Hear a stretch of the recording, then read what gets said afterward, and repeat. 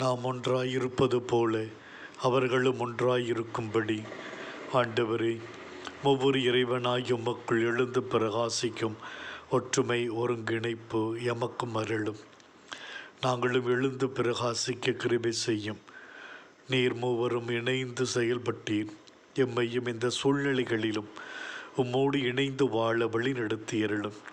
ஆண்டவரே, உம்மோடு இணைந்து செயல்படுவதே உம்மோடு ஒன்றாக இருப்பது.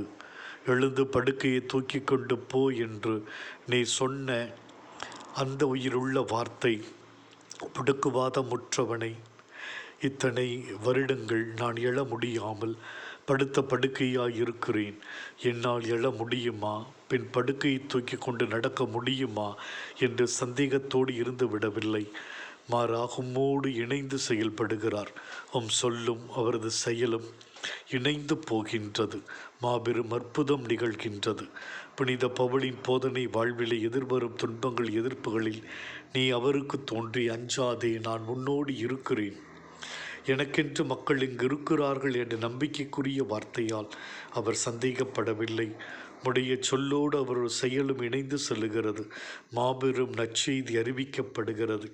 ஆண்டவரே, எங்களின் இன்றைய வாழ்வும் வார்த்தையோடு எம் செயல்கள் எப்பொழுதும் இணைந்திருக்க அருள் தாரும்.